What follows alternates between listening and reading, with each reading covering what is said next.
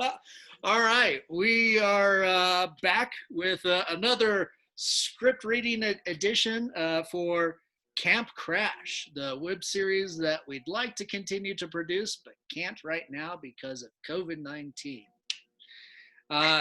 This time around, we are going to be reading episodes 7, 8, and 9. And today I am I'm gathered here online with my casting crew. I've got Kelly Shortenqueer, who is reading for Kid 1, Kid 4, and Kid 5. Say hi. Hey. Wait, Kid 1 or Kid 2? Yep, Kid 2. I put it wrong on my... I'm just trying to steal your lines, okay? Kid 1. So, turns out we don't actually live there anymore, but thank you. Kid 2, I gotta check my list. Kid 4, Kid 5 is Kelly. Hey, 2.5. And with us is Ashley, and she is going to be reading for Kid 2 and Kid 4. Wait, is that right? 1 and Kid 3. Kid 3. For 1 Sorry, and 3. I'm still reading Kelly's screen. I am an idiot. This is the best. And also, then, my cat's back. Great. excellent. Yeah. Well, we all need our teams and our assistants. So your cat's that, I suppose. Your support animal, your spirit animal. All right, and then we're joined by Samantha Donan, and she is going to be a number of characters.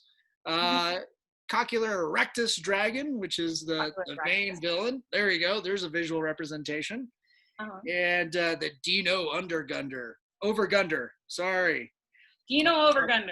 God, I wrote this thing. I don't even know my fucking characters or the goddamn script. This will be a surprise for me too. And that's in episode 7, and then we've got episode 8. She'll also be portraying Dragon Scout, Soldier 1, and Soldier 2. Soldier 1 and Soldier 2. Oh, excellent. Yep, and the Yoga Joes. Nice. Yeah. And then we've got Dave, or Little Theodore, as the world knows him. Say hi, Dave. Hi, Dave. And he'll be portraying Hagar today. So, unfortunately, you guys got me for Stu, and I'll be fumbling through all the narration stuff and learning the English language for the first time today. I realize you write all this stuff in a trance, so there's no way for you to remember it afterwards. No, I'm one of your other personalities. Pretty much. We do not communicate. We give each other the silent treatment. I know the feeling. Yeah. All right, guys. So with that, I shall put this off to the side and go to the scripts. All right. And beginning with episode 7. Episode 7 begins!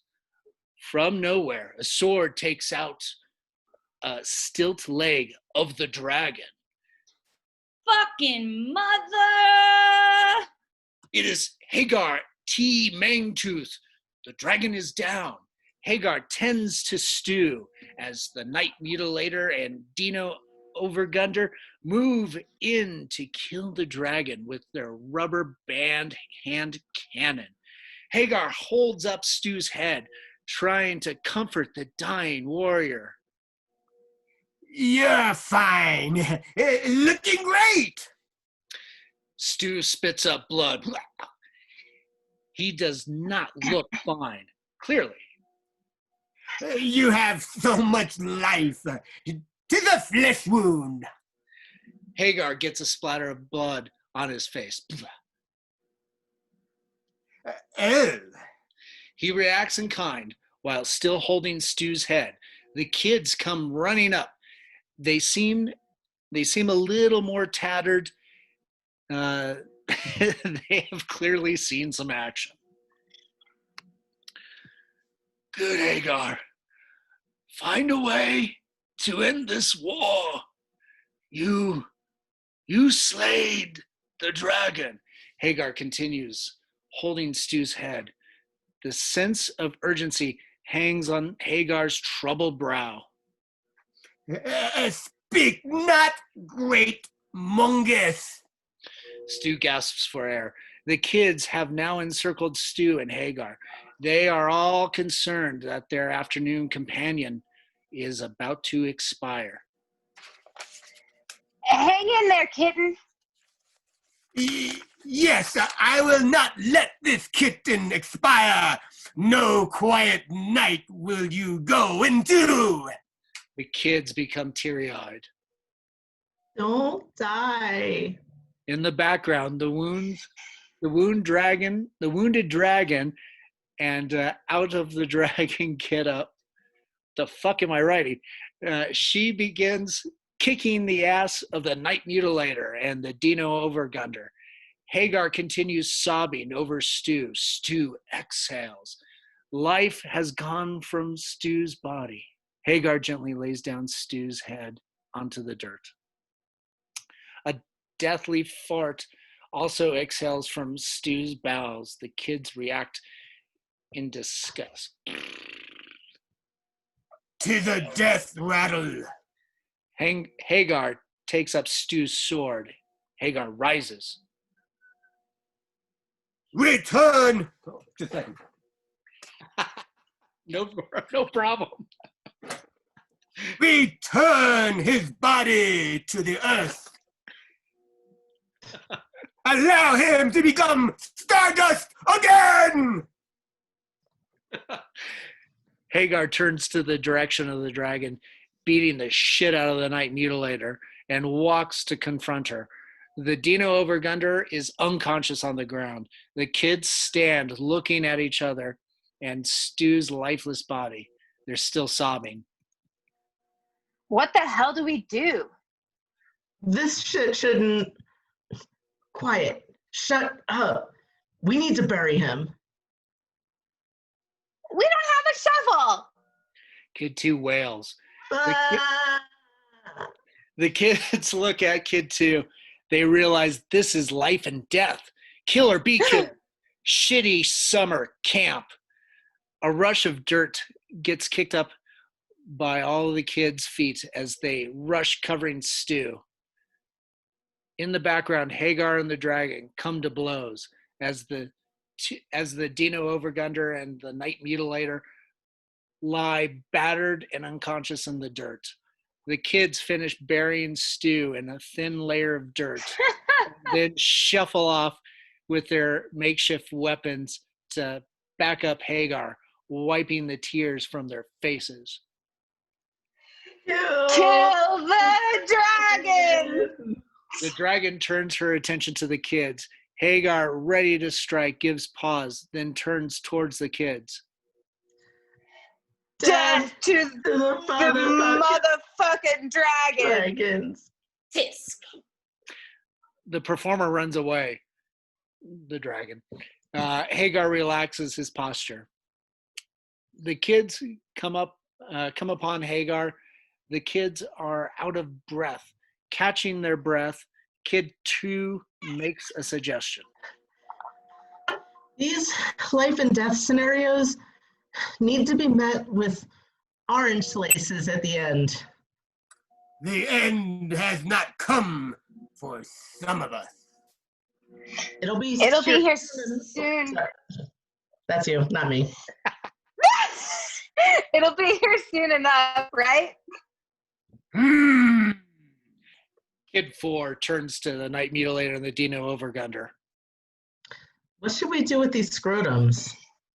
Tattoo their face with dildos still lifes? Bake them in donut holes? Fashion shame them? Your suggestions do not solicit their death. Let's kill them to death. Hagar has a small smirk and points to Kid 5. The kill by death it is. The kids are ready to beat on the Night Mutilator and the Dino Overgunder. Should we mince them into fruit cups now or wait for them to wake up? Wait. In the distance, the dragon begins to walk up with several of the minions of the Night Mutilator and the Dino Overgunder. The kids turn their attention to the dragon. Hagar is at ready.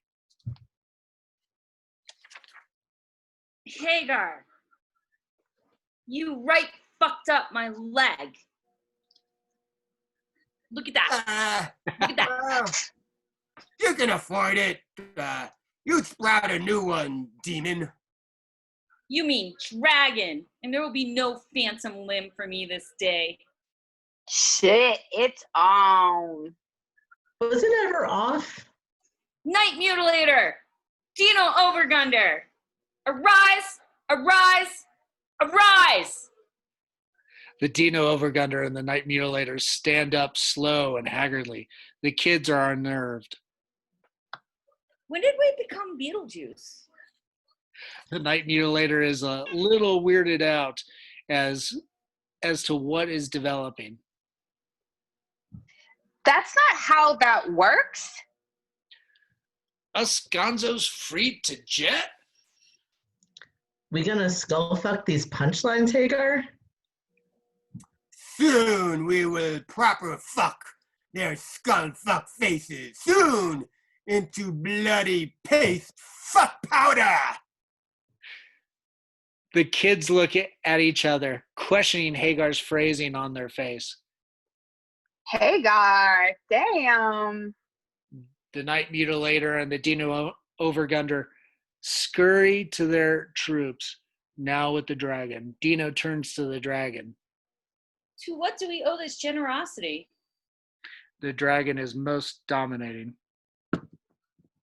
You tried killing me with rubber bands? Rubber bands?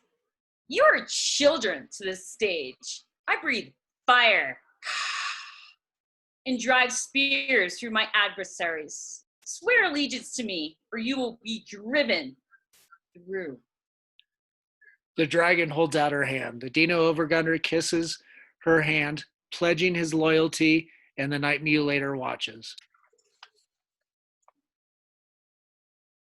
My troops and myself are yours to command. The Night Mutilator has a more spiteful response. Bah, the Night Muta slap. The dragon slaps the Night Mutilator in the face. A few yards away, Hagar and the kids take in this sight as the Night Mutilator is humiliated. Wah, that stings! The dragon comes in and slaps the Night Mutilator again. Wah! Well, you were feared in this camp. Why? You seem a meager jackal, meager amongst the hyenas and lions. The Night Mutilator has his hand on his face, looking over his minions, who clearly exhibit signs of disdain.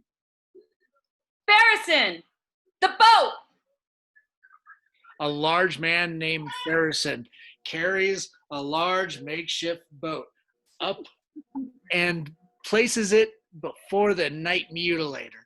Two figures behind Farrison are carrying oars and a large paper mache headpiece. Hagar knows what is about to happen. He relaxes for a moment. The dragon points to the Night Mutilator. Farrison grips the Night Mutilator. The Night Mutilator tries to wriggle and fight as the two figures also grip him. Night Mutilator, you are banished from Camp Crash. You are to forever row the dirt of the landscape on this boat. Hagar turns his back. The kids ponder as what is unraveling before them. Farrison and the two figures forcibly place the Night Mutilator into a makeshift boat. Once placed, the Night Mutilator stops fighting as though he is accepting his fate. Farrison places the paper mache head on the Night Mutilator. Hagar signals to the kids to turn their backs. Awkwardly, they do so. Carefully, the Night Mutilator is given his oars. He makes an attempt to fruitlessly row in the dirt. The dragon continues as her troops and the newly acquired minions of the Night Mutilator and the Dino Overgunder turn their backs to the banished. Eternity exhibits such lovely foreboding. Row your dirt. Let the tides of sand carry on to nowhere. Let the only sound to ring in your ears be our laughter. Ha ha ha ha. The Dino Overgunder gives pause, but also turns. The Night Mutilator in his papier-mâché headgear rows on. He travels nowhere in his limbo, rowing, rowing, rowing. Hagar and the kids walk away out of view.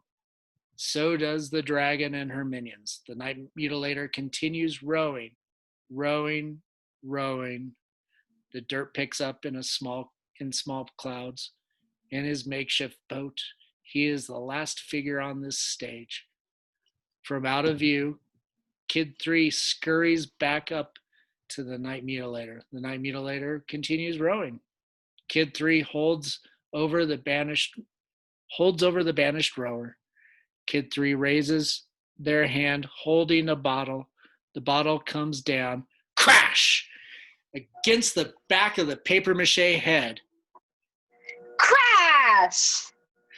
The banished Night Mutilator doubles over in his makeshift boat. Kid 3 hurries back to Hagar and the others. End episode 7. Woo, high note. Woohoo! Well, that was fun, kids. It was. All right. I hope it was okay for that pause when I just realized I had a sword a few feet away. Oh, nice. Yeah, It just suddenly occurred to me. It's like, hey, I'm holding a sword in the script, and there's a sword like right over there. I didn't have a dragon, so I think it's kind of funny that a llama played a dragon. I think it's perfect.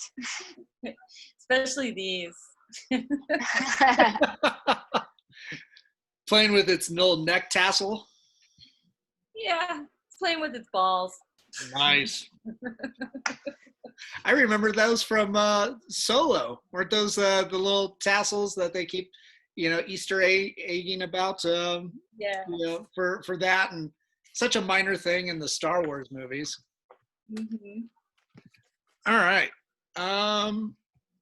So ready for Camp Crash episode 8? Let's do it. Is Hager still in? Is Hager in 8 too? Yeah, Hager's in 8 and 9. Yeah. Oh, okay. 8. So I'm still doing Hager. Okay, great. Yep, you're still rocking and rolling. Yeah, among other things. Just keep that sword handy. You're gonna need it. Oh, all right. All right. And so begins episode 8. Whoa! I haven't highlighted it anyway. All right. The kids regroup with Hagar. We don't have a lot of time left. We need to strike at the dragon first. Right. There are too many of them. What allies do we have? Oh no, we must first figure out a way to strike down the dragon. We ambush them, take them by surprise, then take the fight right up the middle. Like the asshole? We're not trying to fuck them. We're trying to kill them. And we will. And install Hagar as the head camp director. Can't read. I just like the fight and the glory. What is more glorious than becoming camp director? Yeah! Hmm. Don't be so sullen. Hmm. Right, never mind. Sullen suits you. Uh, uh, Perhaps she's no longer interested in being camp director. I fear it might be time to lose myself in order to find myself. Some soul wandering, huh? Go out there into the West and right wrongs like Cain? What is this cane? You guys are really cut off from society here. What wrongs need righting? Never mind about that. Let's get back to the task at hand. Ending the dragon.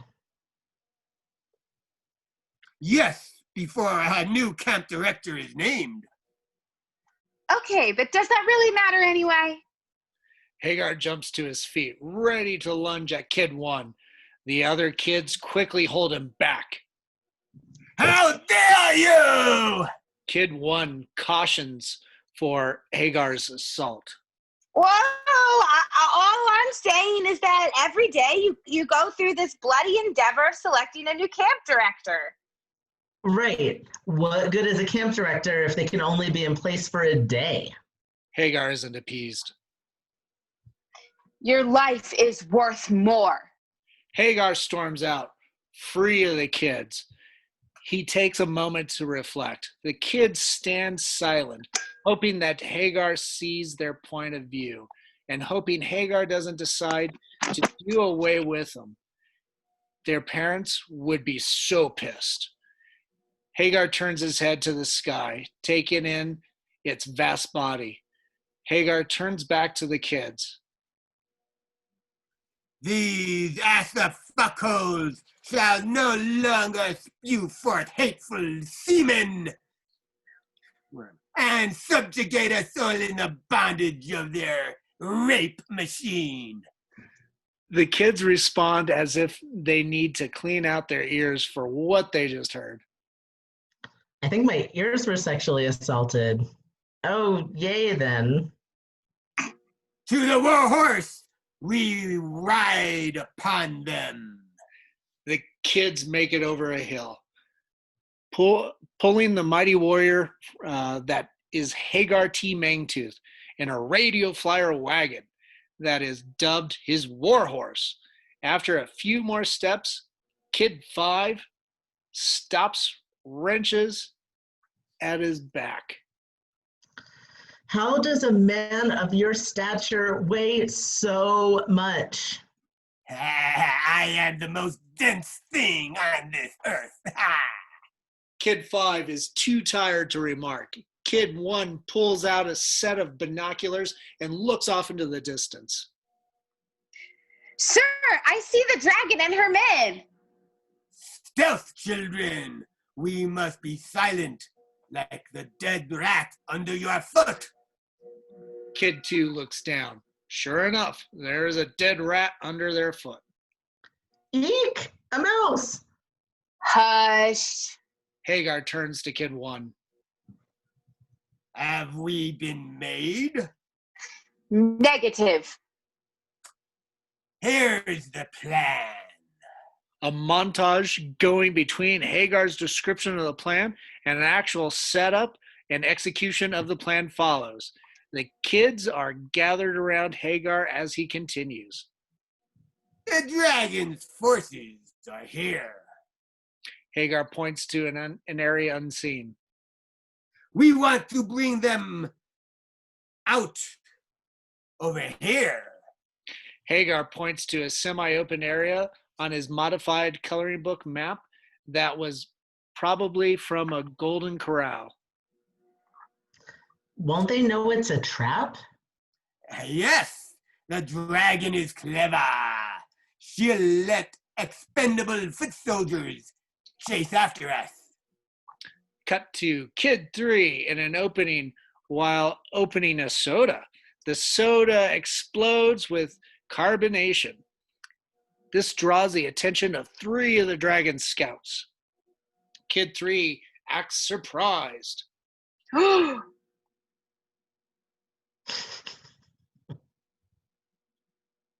Who's the dragon scout? Oh, Samantha? Nope. You're on mute. Oh, sorry. Sorry. No worries. One of Hager's kids. Kid 3 turns and runs. The scouts follow suit. Kid 3 turns to an opening and trips over something sticking out of the dirt. Kid 3 face plants right into the ground and does not move. The scouts come out into the opening. They see Kid 3 face down in the dirt. They walk closer to the lifeless Kid 3. The scouts are wary and eyes are looking around carefully for any sign of an ambush. One scout is nearly upon Kid 3. 2 more scouts are not far behind. The 2 scouts' feet go out from underneath them. 2 slip and slides are pulled out from underneath their feet, hidden under the dirt. The plastic flaps fly as the scouts hit the ground. The main scout turns as his 2 comrades hit the floor. The fuck? Kid 3 turns and with a single motion nails the scout with the butt of his solid dildo. Simultaneously, in the background, the other kids come down on the other 2 scouts that just hit the ground with heavy objects. Everything turns black. Hagar turns to the kids.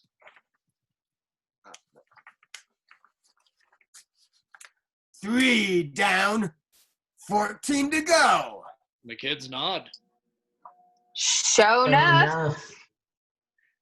Phase 2 begins. Seemingly lone soldier is marching at a quick pace. Soon it is revealed that he is head of the line of other troops making their way at a distance behind them. There are 7 of the dragon's men. They are careful, sent to draw out Hagar by being out in the open. Suddenly, pressurized potato cannons launch sand, goo, and paint. The soldiers dive and try to avoid getting hit. A few of them are severely hit. One soldier comes across a potato cannon in the sand. Samantha? Monkey fucker. Another soldier gets hit in the foreground and is propelled sideways. Ooh. The main soldier stands and looks at Soldier 2. Soldier 2 is on the ground, covered in colored shampoo, cream jizz. It is thick and sticky. It burns. It burns. Is it acid? Is it burning your flesh? It's pepper spray. Ah, it burns. The soldier turns and sees the rest of his men are down, dealing with a similar dilemma. They are all covered in multicolored goo, all moaning or screaming in pain from the pepper spray. Something off to one side in the distance catches the soldier's attention. It is the banished night mutilator, rowing to nowhere. The soldier puts up his hands in frustration. The soldier starts walking back. Son of a bitch. This was a diverse. Another series of potato guns go off and blasts off at the soldier. The soldier collapses down to his knees, covered in the nastiest goo. Son of a bitch. The soldier holds long and hard with the goo on him.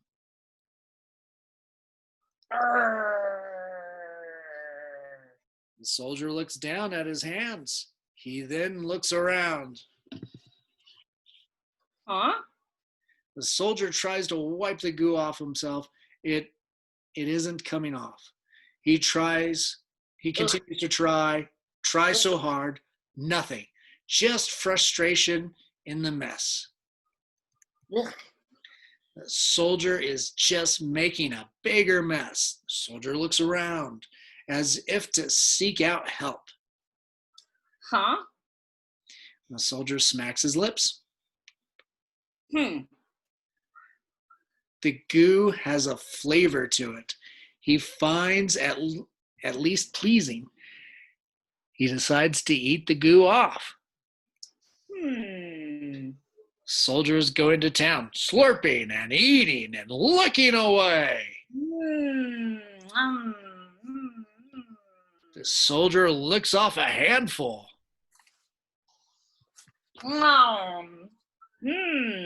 This tastes good, you guys. What do you guys think? And what a delicious way to end episode 7! I mean, oh my God. I should have read the script. I could have put goo all over the yoga man. That's okay. I should have read my own script too. Good God. Nobody should allow me to write anything. It's pretty weird. It is pretty weird. Yeah. It makes me wonder if you were on acid when you wrote this. That would explain a lot. Now that would, right? Unfortunately, it would all be a lie. God, when was the last time? You could just lie, Dan, and tell us that you're into really hard drugs, especially, really, really hard hallucinogenics, I guess. Those are still drugs. I don't know why I had to say it like that. Yeah, coffee's the hardest thing I do. I think the last time I dropped acid was 20 years ago. Have you come down? So what you're saying is it's time, right? I'm still riding that high there, Dave. Whoa. That's a good one. Yeah, it's long lasting. It's like the everlasting gobstopper. You were having a flashback when you wrote this. Still am. Still am. Dan's constantly in flashback mode. Why is everything going in reverse and you guys are going forward? Yep, my body still ages. This is weird. Okay. All right. So where are we? Episode 9? We are. Okay. Episode 9. Everybody ready? All right. Episode 9 begins. Hidden, the kids and Hagar are observing the dragon. With the dragon's ranks, thinned out of a little more. The dragon keeps her prized warriors close, with an assortment of over-the-top makeshift weaponry at hand. The Dino Overgunder is among them as well. Kid 5 whispers to Hagar. What now? Patience. Wait for our opportunity. There is no way these goons will make it back. Hagar notices a large fan of out of sight of the enemy. It is plugged in. It gives him an idea. I have smoke grenades. I like grenades. Oh, I like where this is going. This will be another diversion. Cover, so that even the horn-toothed gods can't see us. Can't see up. Take them out at the ankle. Okay. The kids nod. The dragon is talking to her men. The Dino Overgunder stands vigilant as she works on a strategy with them. Our scouts are most likely dead. The last detail hasn't come back, and I haven't received updates. The dragon is becoming annoyed with her men. It's a fucking cell phones, people. You could at least tweet an update. Hell, revolutions have started with less. The Dino Overgunder asserts himself. Let me go and collect the intelligence you need, my dragon. The dragon responds with a finger in his face. No. I need you here so I can keep an eye on you. The Dino Overgunder recoils, but the dragon's attention goes to the figure making his way toward them. The figure is one of the soldiers she sent out, still covered in sticky glue. What flesh is exposed seems red and irritated. Dragon! My dragon!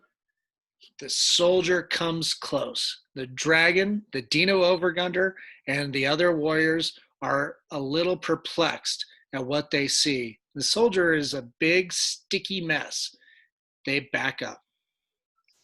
Don't touch him. The soldier stumbles and falls to his knees. Debris and dirt stick to him. As the soldier is about to fall over from exhaustion, he manages to spurt out a partial warning. Hagar is... The large fan Hagar pointed out starts up as the air flow increases. The dragon turns into the direction of the new wind and is hit with a waft of colored smoke. More smoke grenades land in front of the fan, spewing smoke of all colors. The dragon and her warriors can't see and cough as they try to walk away from the gusts of smoke. The soldier has collapsed onto the ground and tries to shield himself from the smoke. Run for cover! Too late. Arr! One warrior gets taken out at the ankle and collapses in the dirt and smoke. Hagar and the kids are unseen and unheard. They are like little ninjas. For the love of Pete! Another warrior goes down just away from the smoke and is dragged screaming back into the smoke. Arr! Arr! Shit. Man! The smoke begins to thin. Hagar and the kids come into view. They have surrounded the dragon, the Dino Overgunder, and her warriors. Hagar and the kids have makeshift gas masks on, bandanas, and eye gear. In a distorted voice, Hagar threatens the dragon. Your reign of terror is at an end, dragon! Balls! I am Cocular Erectus. I am the dragon of the night and the day. Your wind is beneath me. No! You shall be the wind between my legs. Is that some crap that you are turning me to shit? You shit? What? No. Really? Because for you to turn me to shit, you have to eat me. You're not a cannibal, Hagar. Hagar turns to kid one. Shut up! The dragon is drawing closer. She has a plan. You are welcome to try. And if you are successful in your campaign, I'm certain you are aware I'm good with a side of kiwi. She's trying to get you unbalanced. Hagar clearly does not like the idea of eating human flesh. I am not a cannibal. Really? That's not what I've heard. I am no fucking cannibal! Hagar starts violently swinging his sword around. With a jerk, he accidentally takes down one of the dragon's men. the guy's head lops like a cherry. The dragon, the Dino Overgunner, and the remaining men and the kids react with a sudden sickness. One of the kids throw up. With this distraction, Hagar is upon the dragon. I am no cannibal! Hagar sweeps her legs out from under her. The dragon lands hard. Thump. She is on the ground, pinned with the Hagar's sword to her throat. Fine. There was that one time before you came to Camp Crash. A nuclear winter. Our water source froze. Kid 4 tries to interject. That is not what happened in a nuclear winter. All the food and crops ran out. We weren't prepared. We ate all the leather first, and then the Cheetos. Kid 5 raises an eyebrow. Thatcher Thick Thigh didn't make it. She didn't make it. We had to make the tough decision. Eat her body and survive, or starve and certainly die. Kid 1 interrupts. Hagar, you couldn't just go to the 7-Eleven down the street? What? 7-Eleven down the street. They have food there. Is this a village? Kinda. They have Slurpees and Coca-Cola, and my computer just came off, so lots of other things that this line says. Oh, There you go. This place sounds far away. Nah, man, it's down the street. There is nothing beyond those gates. Dude, Hagar, you literally nabbed us earlier today at a bus stop beyond those gates. Bah! You speak in mistruth so as to confuse me.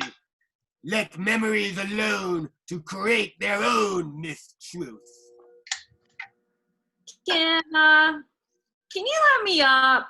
It sounds like you're having a reality crisis. Hagar continues holding the sword at the dragon. You shall hold your tongue, dragon. The dragon, wide-eyed, sweating the sword, falls quiet. The man-child knows not what they speak of. Hagar, seriously. Hagar is agitated and turns his attention to Kid 3. I am allowing you to exist in my world. Sure, you've got the sword. The dragon uses the abrupt moment to roll out the way. She hops onto her feet. One of her men hands her a weapon. Fuckwit! Ha ha! Hagar turns back to the dragon, but it is too late. The dragon swings a weapon hard, connecting with Hagar's head. Hagar goes down. Blood spatters from a busted lip and from under his helmet. Kid 1 and 3 drop to help Hagar. The dragon, her men, the Dino Overgunner use the opportunity to escape. The other kids are at the ready. Hagar looks up to Kid 3. You're okay. I am a cannibal. That was better eats than what's at 7-Eleven. Hagar signals to Kid 1 to come closer. Come closer. Kid 1 kneels in closer. Thigh was good eats. Another white meat.